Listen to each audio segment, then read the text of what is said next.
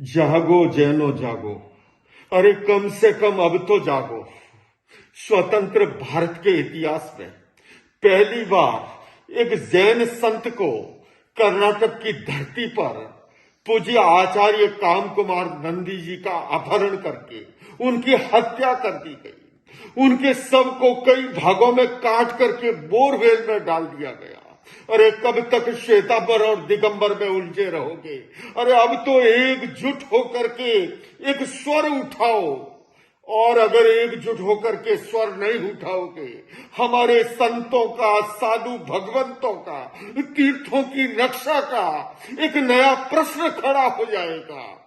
कम से कम अब तो जैनो जागो। जिस तरह से एक महान संत का, भगवान महावीर का संदेश देते थे वो अहिंसा और शांति का, उनका अपहरण करके हत्या कर दी गई है।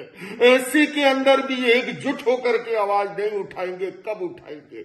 मैं अमेरिका की धरती से उपवास के साथ मैं कर्नाटक के माननीय राज्यपाल और मुख्यमंत्री जी से अपील करता हूं कि वे दोषियों को कठोर से कठोर सजा के साथ साथ हमारे साधु भगवंतों की रक्षा के लिए मजबूती से कदम उठाए।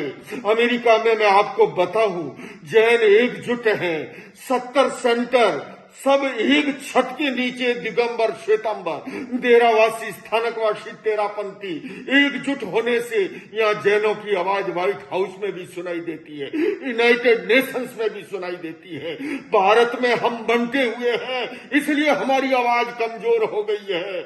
मैं इस घटना के साथ जैन समाज से कहता हूं, अब तो कम से कम एकजुट हो, तभी हमारे तीर्थों की रक्षा हो सकती है, हमारे साधु भगवंतों की रक्षा हो सकती है। जागो जैनो जागो। और साथ साथ में तमाम धार्मिक और आध्यात्मिक जगत से निवेदन करता हूं कि इस घटना की निंदा ही न करे, उसके लिए एकजुट होकर के जैन समाज का साथ दे।